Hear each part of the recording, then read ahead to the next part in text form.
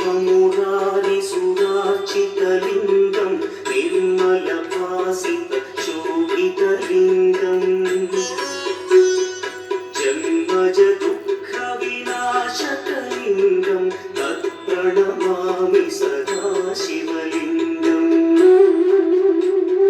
देवमुनिप्रवरार्चितलिङ्गं कामदहन करुणाकरलिङ्गम्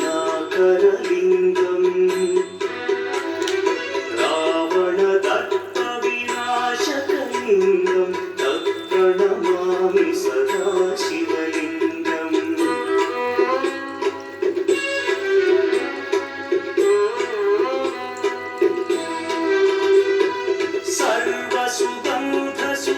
सर्वसुगन्धसुलेपितलिङ्गं बुद्धिविवर्धनकारणलिङ्गं सिद्धसुरासुरवन्दितलिङ्गं तत्प्रणमामि सदा शिवलिङ्गं कनकमहामणिभूषितलिङ्गं मणिपतिवेष्टितशोभितलिङ्गम्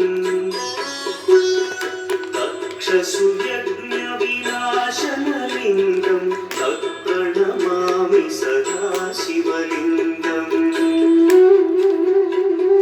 कुङ्कुमचन्दनलेपितलिङ्गं पङ्कजहार सुशोभितलिङ्गम्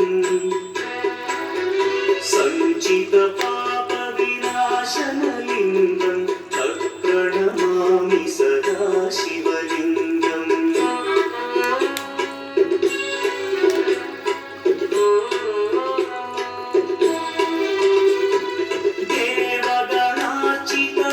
देवगणार्चितसेवितलिङ्गं भावैर्भक्तिभिरेव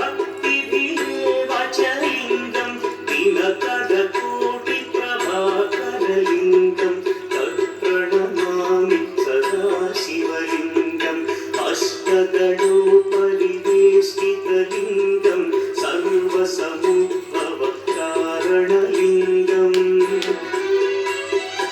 अष्टदरिद्र्यविनाशनलिङ्गं तत्प्रणमामि सदा शिवलिङ्गम्